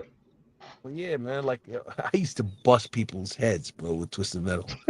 Man, I love that fucking song. I love that fucking game, bro. Yeah, Remember when that you used to blow up the Eiffel Tower? yeah. That was routine for me and my cousins. Like we'd go and blow up the Eiffel Tower, or we'd blow up the Statue of Liberty and see this like fat women in a bikini and shit. But yeah, so yeah, shout outs to Cypress Hill. Be Real is one of the most criminally underappreciated MCs that has ever touched the mic. I agree. I Because agree. name me another MC who has told who has made a hip hop song and told the story from the perspective of a corrupt cop and did it Yeah. flawlessly. Looking Through the Eye of a Pig is a flawless, timeless Love that hip song. hop masterpiece. Love that song. Exactly. And B Will Love was that. rapping on that fucking song. Mm-hmm. And Be Real bodied both members of Outkast on Stankonia. He was on Explosion. Psychonic? Yeah, he was on Explosion. I gotta revisit that album. It's been a while since I heard that album. Listen, I mean, it's the set off for like the real like pop. Uh, that was the first real pop record, pop album from Right. Outkast. Right. No, for sure. But it's still a dope. It's still relatively dope. Like I ain't mad at Yeah. it. But as far as like lyrics, Be Real was on Explosion on that song, on that Mm. album, and he killed it. He stole he stole the show from both Outkast members. Right. Yeah, I So gotta yeah, revisit like that. and he talk and he can battle. Like he can diss a motherfucker. Like I still remember when he gave it to both Ice Cube and Mac 10 by himself. Yeah. Yeah. Dude said, That no rest for the wicked, man. That's like that to me was the best diss track, when it came to them. the West Side Connection and Cypress Hill beef that they had going on. Me personally, I didn't know Rest for the Wicked was the best one. To me personally. You dug it. I mean, beat wise, yes. Production wise, yes. I agree. No, just everything. Everything. Because he was because B Real was talking to the to Cube. He was spitting Yeah. facts. Which is which is what I liked about it. You know what I mean? And even on Ice Cube Killer, he did what Cube was doing to people. Right. He took the King of the Hill beat and dissed the Yeah. shit out of him on it. Mm-hmm. It takes two of you to get with one with me, and now I'm run up in you with no Vaseline. Oh, Burial is hilarious. Nah, And he's a rapping to yo, be he's a force to be reckoned with, man. not many people know that Insane in the Brain was a diss. Yeah, it was towards Chubb Rock, right? It was towards Chub Rock and Kid Frost. Yeah, 'cause I heard they had beef, them and Kid Frost. Yeah, and like it was short term because they're actually family. Like they They came up pieced it in up. the scene together. Like Sendog and Kid Frost came up in the scene together. Okay, yeah, Because Sendog is the OG in the Cypress Hill crew. right. Uh, so yeah, like Sendog had beef with Kid Frost. Be Real was like had an issue with the Chub Rock dissing like Cypress on one of them songs, and they dissed the shit out of both of these dudes because the both of them were overweight. He go to the one on the Yeah. flamboyant tip. He said to the one on the flamboyant tip, I'll just let's toss that ham in the frying pan. What you said? I broke up. He said, like, yo, Chub Rock always called himself Yo. the flamboyant one. Oh, what the You hear me? fuck? What happened? You good? Yo, Lord, you there? Yeah, I'm here. You hear me? Yeah, I hear you Yo. now. Yeah. So yeah. I could hear you the whole time. Okay, Um, okay. I, I Swear. was saying like Chub Rock was calling himself the flamboyant one. Remember? Yeah, I think on the '92 album, the Yabba Dabba Do shit. Yep. Dabba dabba do. Yeah. So what Be Real said to the one on the flamboyant tip, I'll just toss that ham in the frying pan. Woo. Yo, he was talking to Chubb. He was talking to Yeah. Chubb. Shout outs to Chubb Rock and Be Real. Chubb Rock has arguably the best verse on the Crooklyn Dodgers '95 joint. Him and J. Rule. It's between him and J. Rule. No disrespect to Oh OC no, because for OC is sure. one of my favorites. Yeah. Yeah, he definitely set it off, man. Vietnam vets looking like one-armed pets. Oh my god, when I heard that line, like, oh, that shit, yo, Yeah.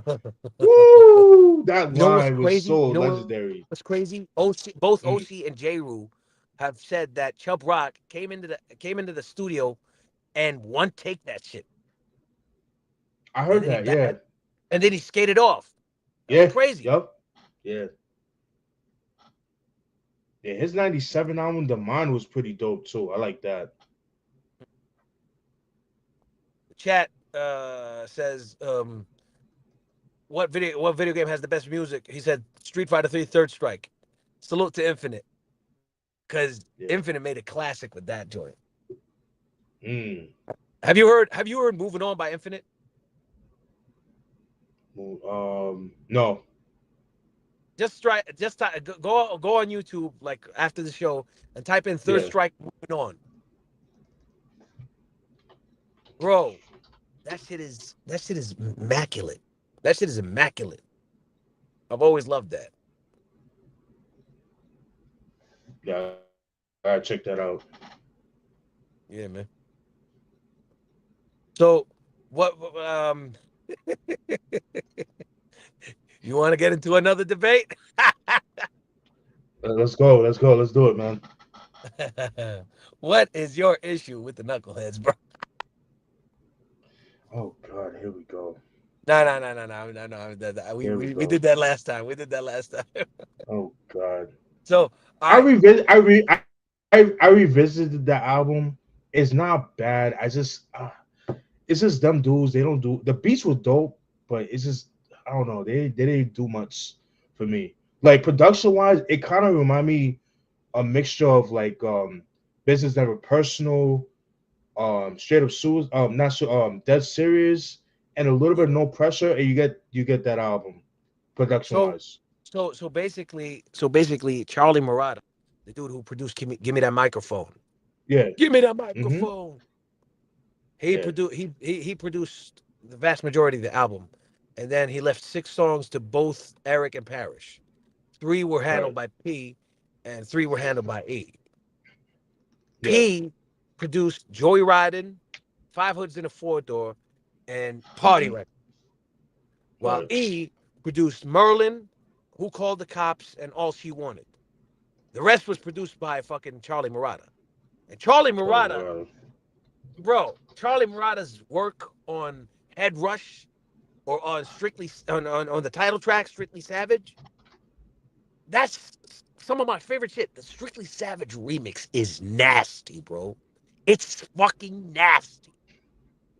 He said, what did he say?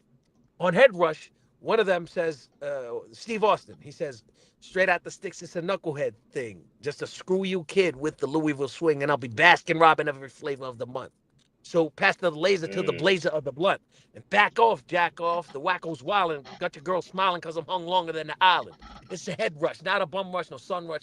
Up real quick just to see that they can't touch this. And if they did, boy, I'll be pissed. Throw down the mic and let's settle this with fists, or chains, or knives, or bats, or gats. Rat-a-tat-tat, take that, you dirty rats, because I lost all my marbles when I went off my rocker. Hanging like a noose, got the juice, the vodka, so when I'm in the streets, don't try disturbing me with pretty white Shirtleton Burgundy. You'll have to go to surgery. Trying to roll up like high noon, had him sent home to the ER with a stab wound. That's how the mo bounces after 40 ounces of malt liquor.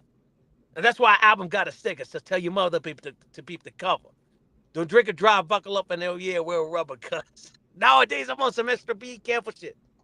And then fucking Murata plays the Grand Pooba sample. Nowadays I'm on some extra be careful shit.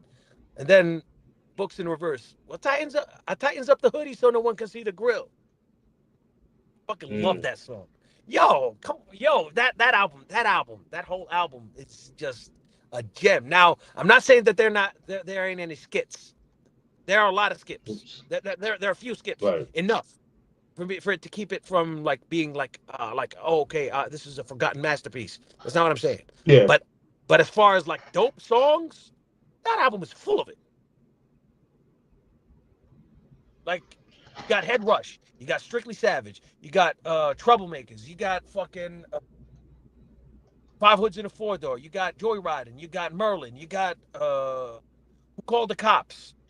I could go on and Who on. called the cops And is the dope. fucking remix, the Strictly Savage is like, bro, look at that. Look up that shit. Look up that shit.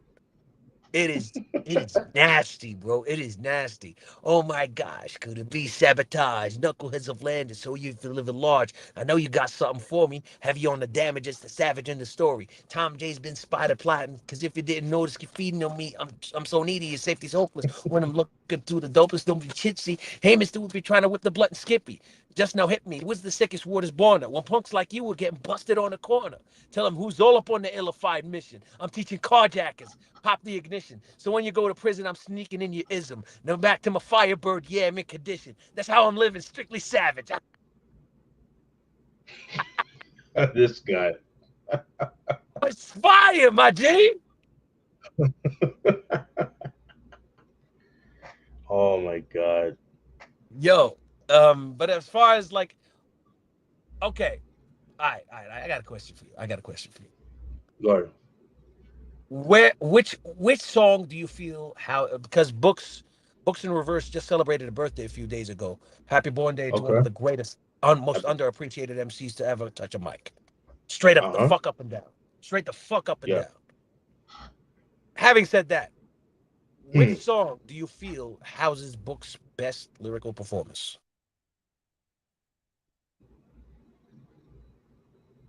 His best song lyrically. Yeah, lyrically. Hmm.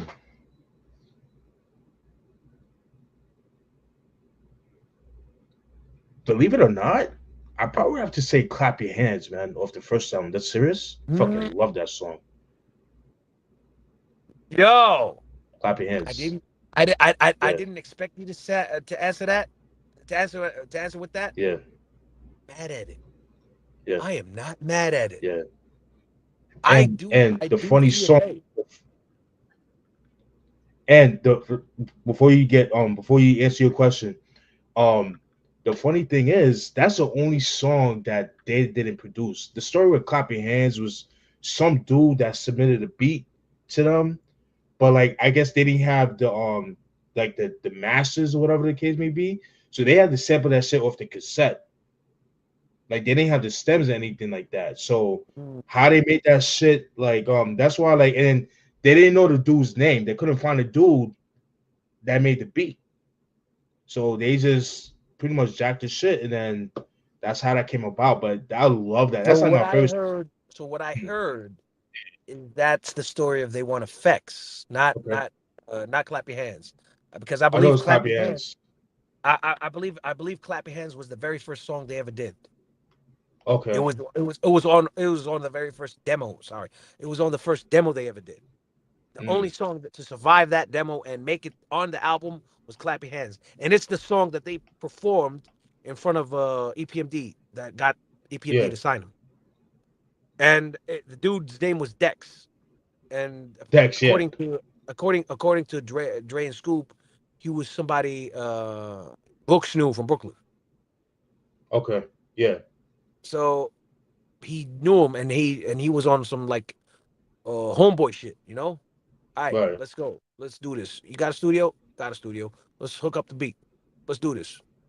Whoop top, whoop top, whoop top. Bang. Clap Your Hands is made. Made the demo. Love that And they song. performed that shit in the fucking Club Sensations or whatever. What? I don't know. Yo, Dre is a storyteller supreme, bro. He Like the is. way he He tells is. the way he tells the story of how they made it, and the way he tells stories on record is like Yeah. Books still hasn't been able to touch him. As dope as Books is lyrically, because here's my thing. I believe Books is the better puncher of the two, but Dre is the better storyteller. Okay. Because if you hear Hard Like a I can Criminal, see that. Especially yeah. Dope if song. you hear Hard Like a Criminal, that they got a quotable in the source for that shit. And if you hear that, Oh, Dre interesting. will take your breath away. His whole Mm. entire first verse is just immaculate, immaculate. And Books ain't no Right. slouch. Don't get me wrong, Books ain't no slouch, but Dre is just Yeah. something else. He says, "What did he say?" He said, "Oh shit, there goes my people. Now these people think I'm slinging rocks by the flocks and killing them by the millions." Like that. That image alone. Mm. That image Yeah. alone. He said that like in the space of 2 bars. It relayed the Right. entire experience. Like he's on a subway train, and people are looking at him because he dresses a certain way. They're confusing him with a fucking criminal, but he's not. He's Right. just a normal dude trying to get to a party. Right. Right. Right. And because he And hasn't you know made how like a cats lot of a dressed lot back a then lot of. too. I'm sorry. No, I'm saying how cats dressed back then too. Exactly. Exactly. Street. A lot of street dudes dress that way, which is Hmm. proven by Books' existence, like Books' character in the song. Swinging it for the Right. lifestyles of the rough and rugged. They got me up state troops, so fuck it. And P now. I'm hard as a fucking brick at Breck Shop. I'm up in the grip and up in the yard. I'm up in the yard fighting kids till I drop. Money gripper. I'm up in the yard fighting kids till I drop. But I'm out now. Yo, that entire song is a masterpiece. But then on the second album, they rectified that shit because I was pissed that Hard Like a Criminal didn't make the first album. I was pissed. Yeah. I think probably because of sample clearances. I'm assuming. I don't know. I don't know why, but no, it's a B side. It's a B side to Straight Out the Sewer, and Straight Out the Sewer as a single came out afterwards, after the album. Right. So Hard Like a Criminal, but but according to Das Effects, Hard Like a Criminal was made during that time, during the time of Right. like it was made in the Serious sessions. Right. So that always confused me. But they rectified that shit on Straight Up Suicide. On Yeah. Straight Up Suicide, Caught in the Act is the third single. Yeah. And that song to me is my favorite Das Effects song ever in life. Interesting. I fucking love that song. Bring it in one time, Silent Scheme. Say hello to the Yeah. day. That whole album. That whole Yeah. album's dope, man. Underground Rapper, check it out. Freak It, Back in Effect, 1, 2. It's You, like that. Yeah. yo, do you feel that musically and like hook wise and song structure wise, a lot of the songs off of Straight Up Suicide are like spiritual sequels to some of the songs uh on the fucking That Dead serious? Serious. Yeah, like lyrically, of course. I Like could. there's the obvious difference of them not using the iggity, which they called Yeah. sewage back then. But musically and like song structure wise, if you hear fucking clap your hands, there's like this Hmm. there's a crowd clapping in the back, and there's like the song is very grungy and grimy. And then you Yeah. hear Freak It, the first single of the second album. It has that same Hmm. vibe. You hear Yeah. fucking uh, they want effects. Yeah. There's the that's the dude who the background, the sample that they sample. And that Yeah. same dude, that same sample more or less is on the Back in Effect single. Interesting. And then you listen to the call and response song off of fucking Dead Serious is microphone check a microphone check a microphone check. Off Right. of Straight Up Suicide, it's check it out, y'all, check it out, y'all, check Yeah. it out, y'all, check it. So there's a lot of So they're parallel. parallel. They're parallel. Yeah. Yeah, I there's a can lot see of that. parallel, but they're I can doing see it that. differently. There's an evolution. It sounds a little bit more evolved. Solid Scheme worked on their craft. Yeah, they actually made the beats. They didn't sample or anything like that. They Yeah, because they had a lot of issues with sample clearances from the first album.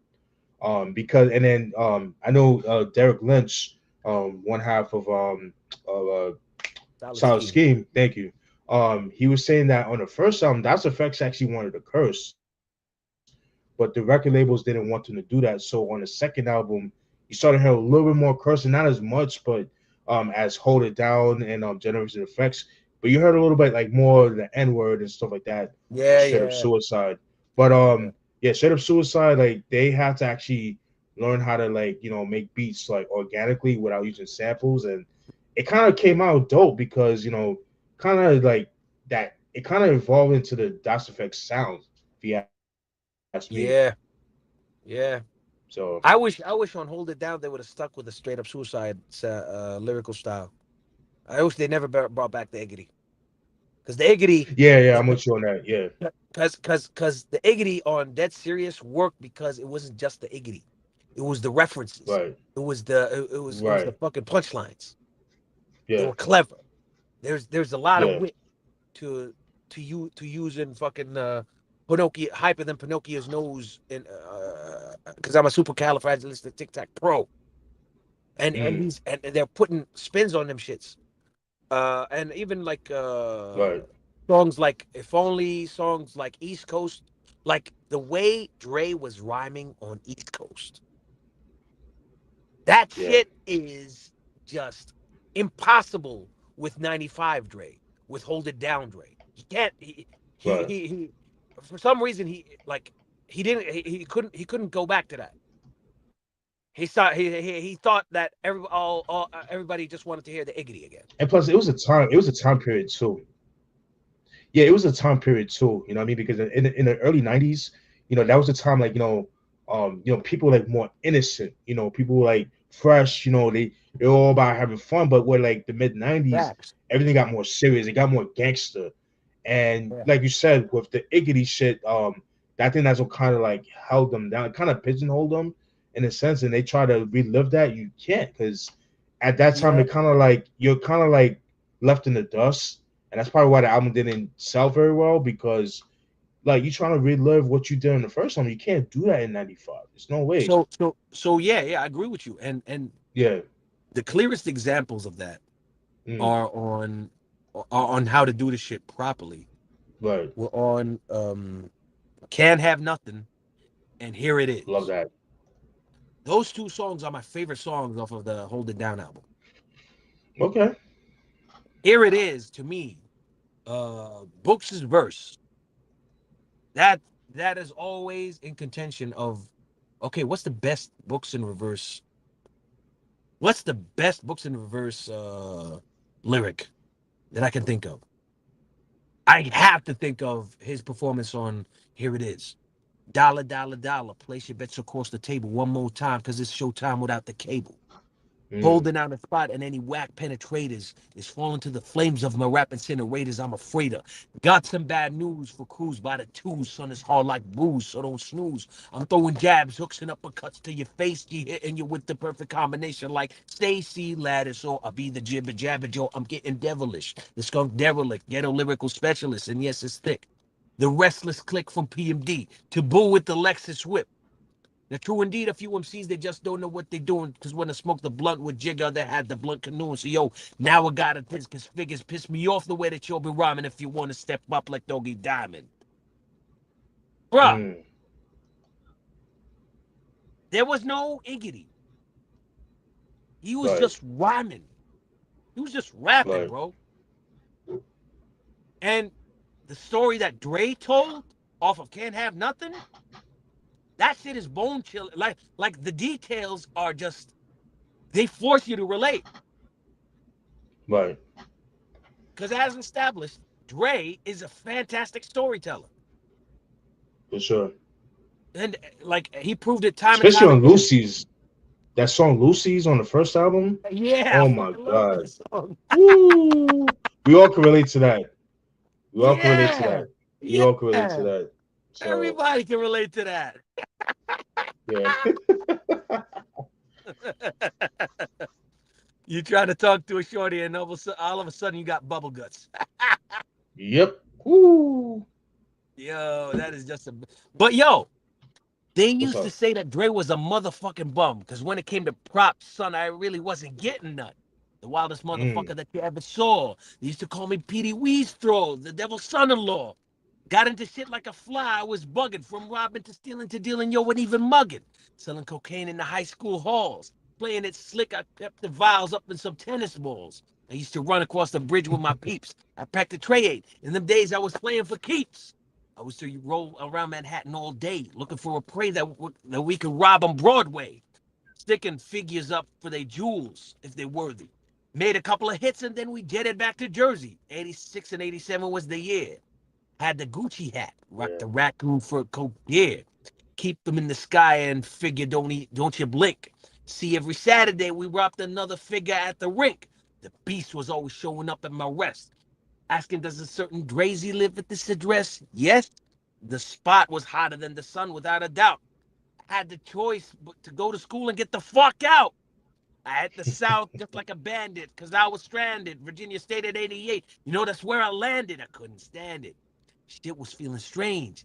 I made it out of range, but yo, my shit was just about to change. Bro, tell me Oh that ain't yeah. some vivid storytelling for that ass. Pause. Yo, Chris is piece of Chris. He's onto something. Dre's verse on Here They Come on PMD's first time was dope. I agree. He killed that shit. Yeah. Yeah, Yeah.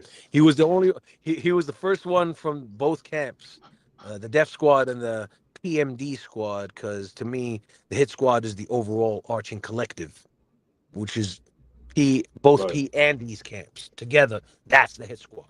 Oh, for But sure. Oh no, that's to absolutely. me. K That's to me. Solo. Yeah.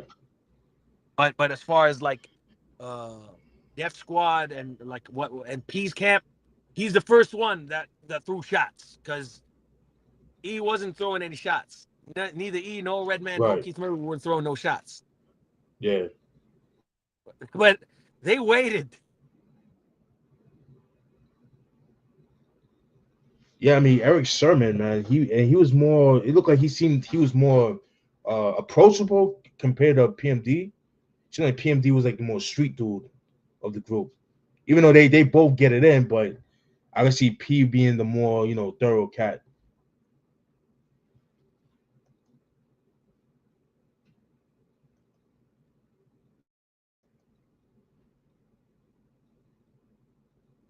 Yo, you there? Yo, Yo, you there? All right, yeah, I'm there. For some reason, that's my my weird. my my phone just committed like suicide or some shit. I don't know, Crazy. bro. I can't even see you, bro. Nah, yeah, I can see you. I can see you. Okay, I bad, can see you bad, now. bad. All right, So bad. so basically, what I was trying to say is Yeah. that um yeah, like I don't think there were many dishes between EMP's respective camps when they were broken up. No, like you said, it seemed like P had the more animosity. You could definitely tell on the first album, Shady Business, which Yeah. man, that album has so much potential, man. But his offbeat delivery, like he was yelling and like a lot of punching in. It's like, bro, no, no, Yo, you no. were the MC in the fucking crew, bro. You can't do You this. can't do that. But the beats is what saved that album, honestly, because the beats on Yeah. that album, whoo. The only thing Honestly, I didn't care for the I just think his single choices were trash. So I didn't like I Saw It Coming. That was a horrible choice for a single. it was a horrible beat. It was a fucking horrible beat. Like Yeah, it I was. like Yeah, the I I didn't care saw it for that. coming remix. Remember the I saw it coming remix? I gotta listen to Boom, that. It's been a while since boom, I heard boom, it. time to perform. As I produce to get loot when it's time to perform. It was rugged. It was grimy. It was Yeah. EPMD esque. Like yo, Mm. you know how No Pressure is grimy and EPMD esque, but it's from Eric's side. Yep. The best beats off of Shady Business are grimy and EPMD esque from P's side. Yeah, Like for sure. the Shady Business title track. That beat is Oh. insane. That beat Woo. is insane. Whew. Another one um in the zone. Head, yeah. In the zone is my shit. Hmm. And what's the song that was co-produced by 45 King, rest in peace. I thought I Ah. lost my spot. I thought I lost my spot. Yeah, yeah, I think that it was shit. thought I Yep. lost my spot. Yeah. Respect mine. I love respect mine. That shit goes Yeah, hard. respect mine. I Here they remember respect come. mine. Here they Here they come. come. Fake homies. Fake homies. Yeah, But and no yo, shorts and no sleep. I no know you don't shorts and like no top sleep. quality. I know you don't I like don't top know. quality. I don't. I'm not a fan of top quality. Yo, listen, I'm sorry, bro. There one goes, another weekly whack MC. Get the fuck out of here. Yo, another one, Oh my god. another one, another thing that pissed me off when it comes to like lyrical P's lyrical mishaps. Hmm. That verse that he dropped on Here They Come, the second verse. Back on the stage and back on the rampage. Can't really jack for Vegas. P Rap turn Yeah, up. man. Come on, live this while. Yeah, yeah, yeah, Yo, why? yeah, Why be like, especially after the fucking song, Bring It Back, Come Rewind. Wheel up, Bring It Back, Come Rewind. yeah, The fucking, the DJ Scratch song. yeah. Scratch, bring it Uh, back. and then Mike Doc. It was the Mike Doc part. Yeah, The way P was rhyming on that fucking song. His name is Mike Doc. Don't forget it, Hops. What was he saying? Oh fuck, man! I'm doing a fucking Braveheart right now. But he was rhyming. He was yeah. rhyming, and I believe he even inspired Redman on Tonight's the Night. Because if you remember, he entered the song like with some whack bars. I'm deaf. It's my turn. Freaking new style. Open the strap. Mm, Remember? And then yeah. and then P stopped him, and then E stopped him in mid rhyme. Yo, Bear, what's up, Money Grip? Get off that bull shucks. Yeah. Kick the hardcore shit for the B-boys. Yeah, He because was I think he recorded that album between Business Never Personal, and so it kind of makes sense, like with Redman, what the album having an influence on both of them together. So makes sense. yeah. Because Business Never Reversal came out before. It came out before Yeah. came out before fucking What the album? what the album? Yeah, it Yeah, came out way before. I think it came like in the summertime, right? Yeah. It was Okay, okay. easily before. Yeah, Even though it that sounds was more like a Scrubs Bring It Back Part 2, Mike Doc. Fuck. Yeah, I remember the fucking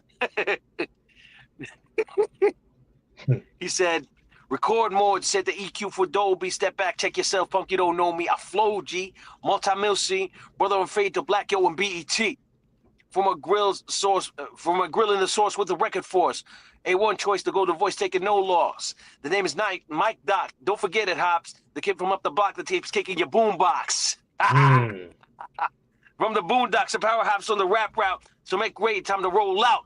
Can you wind it in my prime time? He got me ill and so hit me with a rewind. To bring it back, bust that wisecrack. Damn, it's been 5 years, kid. You still on my Bozak. Shocking P, clocking P when I'm rocking, see? You're not Paris Smith. So why you mocking me? You just a wannabe, you wanna be me, sell for millions until they get the nuts, G. No time to battle rap, F that. I'm pushing maximum level, so smell the smoke from my mic black. I'm out of here, peace to the hardcore. Bringing the hook or scratch is cutting like a chainsaw. ooh, That shit was fire. That shit was fire. But yeah, then to go Chris. from that, The Beat Nuts remix to Shady Business. Oh my god. Woo. yeah, to go from that to okay, set the stage. I'm back on the rampage. P check for figures. P back to 12 age. We have this one. You got fucking Yeah, Tourette's. Get the that fuck that out of here. yeah that That that shit broke album my heart, bro. was That shit broke my it did. heart. Yeah, the beats is what saved the album personally. Yeah. Let me ask you this. I never asked you. What's your thoughts on 14 Shots to the Dome by L Cool J? That's my favorite LL album. Yo, my man. That's my favorite LL album because it is like it's the good things that he did on Mama Said Knock You Out, but amped up to Yeah, 100. yeah, And for some reason, the fact that LL was working with West Coast producers was considered trend hopping. But Cool G yeah. Rap just a year before made Live and Let Die, which is the best Cool G Rap and DJ Polo album to me. Absolutely, absolutely, absolutely. So what's with the double standards, my G? What's with the double standards? I don't know, man. I don't He know. was working with Marley. He was still working. He was still killing shit with Marley too. Yeah, and And K they Def, sort of you told me K Def Ghost produced some of them shits. yeah. I feel just like by the drums and stuff No that he Frontin' would Allowed. use. No, you think No Frontin' Allowed was by K Def? I would say I could see that. I could see that. Um, definitely like Funkadelic Relic. That's definitely K Def. Funkadelic Definitely. Relic. I fucking love bucking him down, bro. Yeah, buck him down. That's Marley Marl. That's Marley Marl. How I could tell No, is Marley Marl is a wasn't it QD3? It said QD3 produced that. did he? Yeah, it said QD3. Okay. Yeah, you're right. You're right. Cause he was on that album too, Yeah. and he did backseat, right? Yo, and the Pink Cookies remix. The Pink Cookies remix. Oh, the Easy Mo B remix. Ooh, Oh man, Easy Moby does not get enough props. He he does not don't. get enough props. And And who what's inspired Give hold It it the Goods by Mob down, Deep. hold it down title track is one of his best beats. Nah, It's one of his best beats. absolutely not. Absolutely not. I'm sorry. Knocking figures off, hold it down, or That is 40 in the fire. blood. 40 in the Blunt was trash. Nah, I fucking loved it. You know why? You know why I loved it? Uh You know why I loved it? It's because it sounded like you were in you know how you know that feeling where you go to sleep and then you wake up yeah, like you like you have this dream where you're like in the middle of the forest, right? But you're in the yeah. middle of a fucking You're in the middle of a fucking tunnel that's gonna go out into a rainforest, a lush rainforest, but you see the light at the end of the tunnel, but you're still in the tunnel, but you're going towards the light. Like it's a foregone conclusion that you're gonna reach that light, right? Right. That's what 40 in the Blunt sounded like. Because the shit that made it, the thing that made it work for me is because it's very minimalist. It goes doom doom doom doom doom boo boo boom that boo boo boom doom doom boo boo that small sample of boo boo. Yeah. That's what made the beat. And I didn't even care Hold up, bro. that he was sampling Sadat X. 40 in the Blunt. Was it Sadat X or Pooh I don't remember. I can't tell. Hold up, bro. Give me 1 second. Give me 1 second. I'll be right back. All right. But yeah, like if y'all listening, that short instance where he's going boo boo, that to me it made the entire song. It fleshed out the experience, and then I could hear, and then only after that, because I used to hate the song. I used to think just exactly like Steve, but that's what fleshed that shit out. And then when I reheard it, it dug its way into my ear. Pause. I listen, Ness. I understand like the appreciation for live, illegal, and insane creation, reprogram, remix, Shades of Black, Temptations. Like Moby rarely misses, but those beats that he made for DOS Effects, the Microphone Master OG, all right, the Hold It Down, the Hold It Down title track, because it has that massive buildup. It goes. Yo, Lord. Yeah, I'm here. I'm just chatting with the chat. All right, so I have to go. I gotta take care of some stuff. Same here. I'm almost on my way. Yeah, I'm but almost. we'll definitely continue.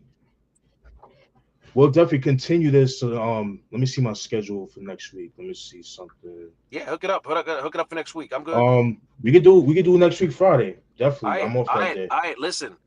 To be continued, people. Hold It Down is a masterpiece of a beat. Absolutely. Yeah. So you everybody who disagrees, meet me on Twitter or Blue Sky or whatever. All right, man. Peace. Hopefully yours are safe and well. Subhanaka Allahumma wa bihamdika ashhadu an la ilaha illa anta astaghfiruka wa atubu ilayk. All right, man. Peace. All right. Peace.